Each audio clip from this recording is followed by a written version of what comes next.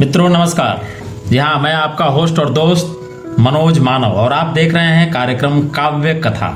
जी हाँ, संस्था बयार जिसका उद्देश्य सामाजिक, सांस्कृतिक और साहित्यिक गतिविधियों को समृद्ध करना, सुदृढ़ करना और सजग करना है, सबल करना है, उसके डिजिटल माध्यम खुलता आसमां पर ये विशेष कार्यक्रम काव्य कथा में आज आपके साथ हैं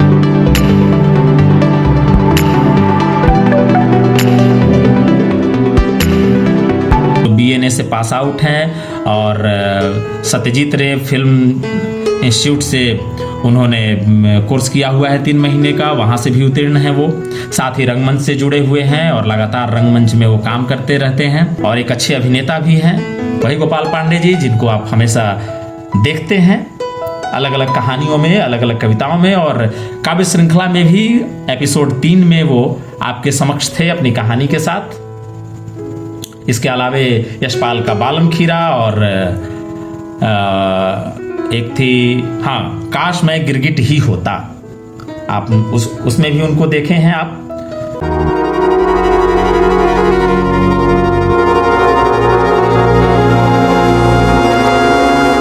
दर्शकों नमस्कार, मैं गोपाल पांडे आपका स्वागत करता हूं हमारे डिजिटल प्लेटफॉर्म खुलता आसमां पे, जो हमारी संस्था जिसका नाम बयार है और जो बनाई गई है सांस्कृतिक, साहित्यिक और सामाजिक उद्देश्यों की पूर्ति होती उसको सुदृढ़ करने के लिए।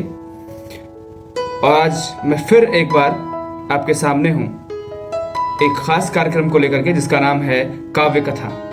जी हाँ, काव्य कथा में मेरी कहानियां पहले भी आ चुकी हैं और आज मैं फिर एक बार आपके सामने हूं। और आज मैं एक नैतिक मूल्यों से भरी हुई कहानी लेकर के आपके सामने हूं। कई क्षेत्रों में ताड़न मतलब देखना, ऑब्जर्व करना, महसूस करना, समझने की कोशिश करना। फिर ढोल गवार शूद्र पशुनारी, ये सब ताड़न के अधिकारी। इसके नैरेटिव्स में ताड़न का मतलब मारना कैसे, ऐसे नैरेटिव्स और इंटरप्रिटेशन में कुछ तो कहानी है भीतरघात। खोलता आसमां के 4th आई में सब कुछ खोल कर रख देगा पब्लिक फौजी। कबीर साहब कहते हैं कि ये घर है प्रेम का, खाला का घर नाही। ये घर है प्रेम का, खाला का घर नाही। शीश उतारो भूई धरो, शीश उतारो भूई धरो, तब बैठो घर माही। जी हाँ, अब आपको इससे क्या अंदाजा लग रहा है, मैं बता रहा हूं कि जब आपको किसी चीज की प्राप्ति करनी होती है, उसके लिए आपको एक निष्ठ भाव से उसके पीछे लगना होगा, अपना सर्वस्व उसके लिए न्यौछावर करना होगा, कुर्बान करना होगा, तभी आपको उस उद्देश्य की, उस खास चीज की प्राप्ति हो पाएगी। तो आज की कहानी ऐसी ही है। तो आइए चलते हैं कहानी की ओर।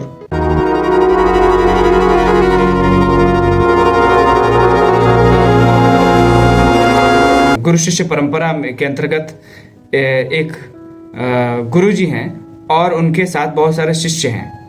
गुरुजी अब वृद्ध हो चले हैं, तो गुरुजी की चिंता है कि गुरुजी अपना जो है उत्तरदायित्व किसे सौंपें और कौन वो पात्र है जिसकी वो तलाश कैसे करें। तो इस बात को लेकर वो बड़े चिंतित थे। उन्होंने अपने शिष्यों को एक दिन बुलाया। उन्होंने कहा कि मैं तुम सभी में से किसी एक को मैं ज्ञान देना चाहता हूं, अपना उत्तराधिकारी बनाना चाहता हूं, अपना उत्तराधिकार देना चाहता हूं। तो सभी शिष्यों ने कहा कि अवश्य गुरुजी, क्यों नहीं। तो फिर उन्होंने कहा कि चलो, हमें कहीं चलना होगा। हमारी कहीं एक कुटिया है, योग कुटिया, जहां मैं तुम लोगों को ले जाऊंगा और वहीं जाकर के मैं तुम्हें ज्ञान दूंगा। तो एक दिन आया, एक दिन निर्धारित किया गया और उस दिन गुरुजी, लेकिन गुरुजी ने शर्त ये रखी कि वहां जाते वक्त किसी को भी कोई चीज ना खानी है ना कोई चीज पीनी है। और वहां पहुंच के मैं ज्ञान दूंगा। गुरुजी चलना शुरू करते हैं और सारे शिष्य भी उनके पीछे पीछे चलना शुरू करते हैं।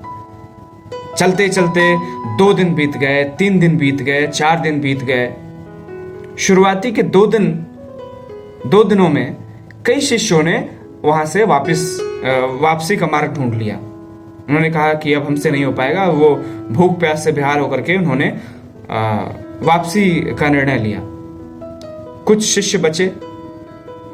4 दिन बीतने के बाद कुछ शिष्य जो बचे हुए थे उनमें से भी कुछ शिष्य वापस लौट गए और गुरुजी चलते रहे। जो भी शिष्य बचे थे उनके दिमाग में ये बात चल रही थी कि पता नहीं गुरुजी हमें कहाँ ले जा रहे हैं। ना कुछ 4 दिन से खाने को दिया है, ना कुछ पीने को दिया है, एकदम चलते ही जा रहे हैं। और वो आखिरी दिन आता है जहां गुरुजी एक कुटिया में पहुंचते हैं। इस लंबे सफर में सारे शिष्य वहां से वापस जा चुके थे। केवल बचे थे गुरुजी और उनके साथ 2 शिष्य। उन्होंने कहा कि तुम ही वे लोग हो जिन्हें मैं अपना उत्तराधिकारी बनाऊंगा। आओ, मैं तुम्हें ज्ञान सिखाता हूं, मैं तुम्हें ज्ञान देता हूं, तुम पात्र हो।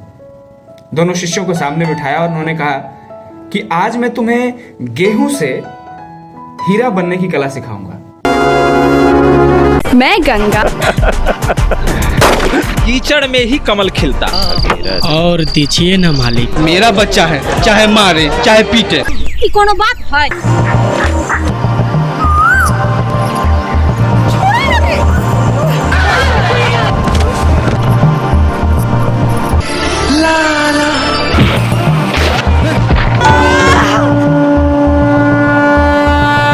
तो गुरुजी ने दोनों को बिठाया, आसन लगवाया और गुरुजी स्वयं आसन पर बैठे और उन्होंने कुछ मंत्र उच्चारण के लिए उनको कहा कि आप ये मंत्र उच्चारित करें इस भाव से।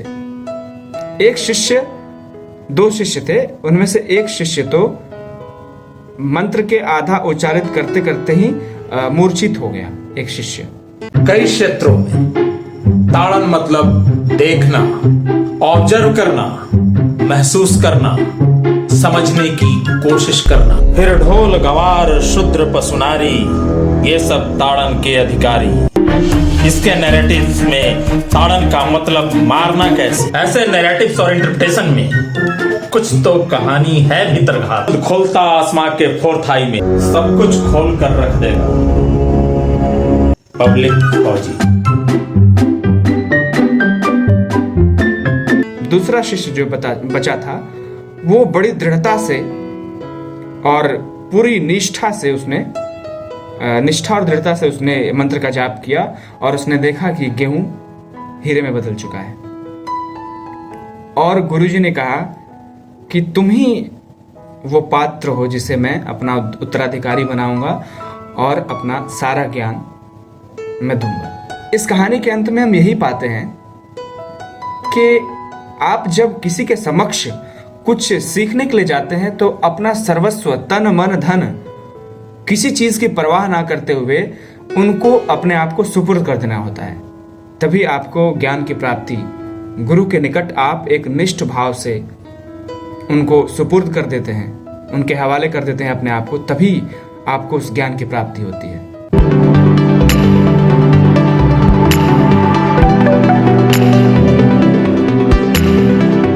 तो आप जुड़े रहिए हमारे साथ हमारे कार्यक्रम काव्य कथा में और देखते रहिए खुलता आसमां के तमाम सारे कार्यक्रम और करते रहिए हमें यूं ही लाइक, सब्सक्राइब, हमारे कार्यक्रम को शेयर।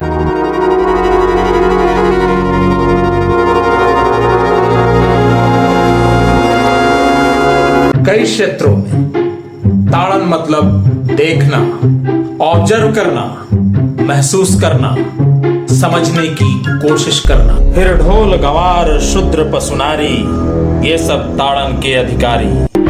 इसके नैरेटिव्स में ताड़न का मतलब मारना कैसे। ऐसे नैरेटिव्स और इंटरप्रिटेशन में कुछ तो कहानी है भीतरघात। खोलता आसमां के 4th आई में सब कुछ खोल कर रख देगा पब्लिक फौजी।